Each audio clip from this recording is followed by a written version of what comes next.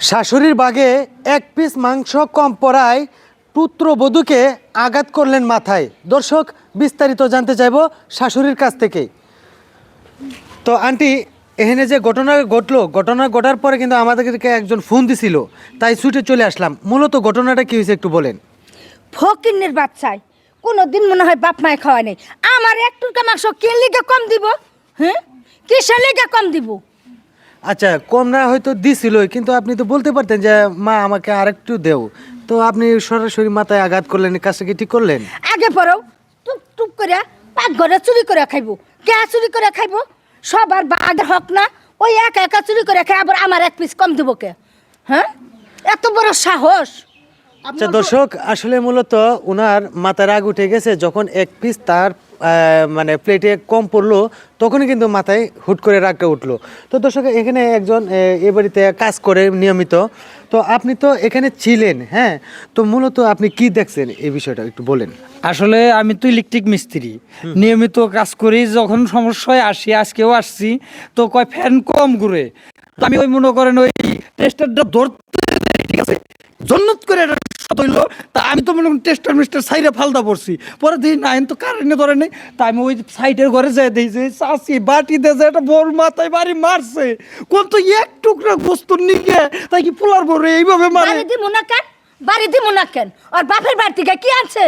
হ্যাঁ, আমি তেল তেল করে সংসারটা জুটাইছি। তার সংসারটা জুটাইছেন তো এই পোলার বর্জন নেই, তাই না? হ্যাঁ, পোলার বউর জন্য জুটাইছি দেখে কি আগে পরে কি আমারে কম দিব?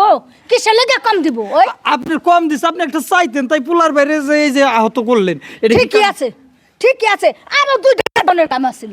দর্শক, আসলে আন্টির মাথায় রাগটা একটু বেশি উঠছে, যার কারণে কিন্তু আজকের এই ঘটনাটাই পরিণত হলো। তো এখন আমরা একটু চলে যাব উনার এই পুত্রবধূর কাছে।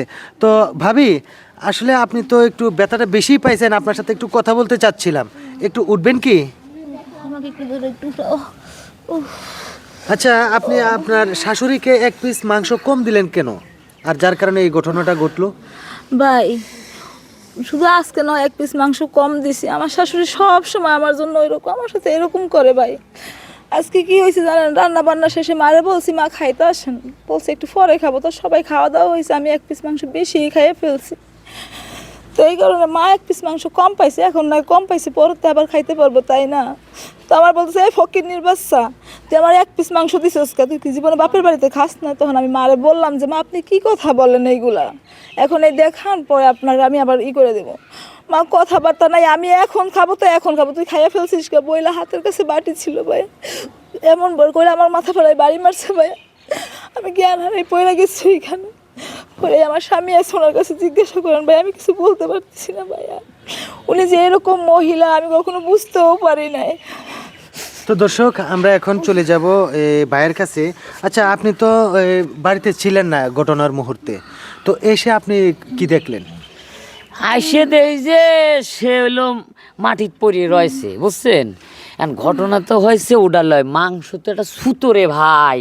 আমার মা হচ্ছে কি, এই যে দেন, এই যে নতুন শাড়ি পরছে না, এটি দিয়েই একটা হিংসা লেগেছে। কারণ আমার মা তো খরচা একটু কমায়, হিসাব করে চলে, মানে বেহিসাব করে চলে না। দেখেন না যে আমার দাড়ি মুছা কত বড় বড় হয়েছে। যদি কই যে মা, আমি এতটা তোমার কাছে আনিয়ে দিলাম, তুমি আমার 50টি টাকা দাও, আমি সেভ খেয়ে ওই কয় বেলেট লিয়ে আয়গা, বেলেট লিয়ে এসে নিজে নিজে চাষে গা 50টা খরচ করার জন্য। আমার মালে হেই দনের লোক, ওটা তো মাংসের টুকরো তো ভাই সুতো রে ভাই, সুতো। রাগ হয়েছে, দামি ড্রেস মেস পড়তেছে, ঠিক আছে, মনে হয় আমি কিনে কিনে আনি দিচ্ছি। আমি তো আনি দিইনি রে ভাই, ওলুর মার বাচ্চা লিয়ে আসে, আমার শ্বশুর শাশুড়ি দেয়, সেই দিয়ে সহ্য করে না পারিয়া ওই যে বুল বুঝে ফটাস করে দিছে বাড়ি।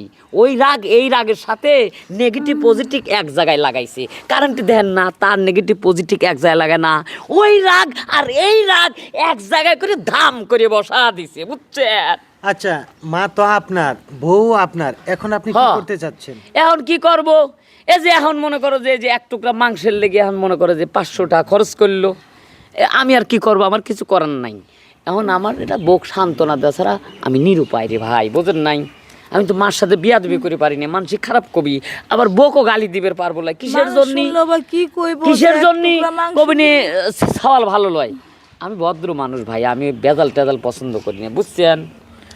তো দর্শক আসলে মূলত যে বিষয়টা আপনারা দেখলেন যে শাশুড়ি এক পিস মাংস কম পাওয়ায় বউকে এরকম বেদরম একটা আঘাত করলো, যে আঘাতে একদম ব্যান্ডেজ পর্যন্ত করা লাগছে। তো দর্শক আমাদের এই ভিডিওটা বানানোর একটাই উদ্দেশ্য ছিল যে আসলে কিছু কিছু শাশুড়ি আছে যারা কিনা বউয়ের প্রতি এরকম একটু অত্যাচার করেই থাকে, আবার কিছু কিছু বউ আছে শাশুড়ির উপর অত্যাচার করে। কিন্তু আমরা যদি চাই যে একজন শাশুড়ি আর একজন বৌমা তারা যেন পরস্পর মানে সন্তানের মতো, মা এবং নিজের সন্তান এরকম যদি সম্পর্ক গড়ে ওঠে, তাহলে কিন্তু এক পিস না 100 পিসও যদি মানে ডিস্টেন্স হয় তাহলে কিন্তু কোনো সমস্যা হয় না। আর এরকম মানে কিছু লোক আছে যারা কিনা একটু কিপটাও থাকে, যে বেশি খরচ হইলে মানে ফুরে যাবে তাড়াতাড়ি, এই চিন্তাটা আসলে করা যায় কিন্তু সব ক্ষেত্রেই না। তো দর্শক যদি আমাদের এই ভিডিওটা ভালো লেগে থাকে তাহলে অবশ্যই লাইক করুন।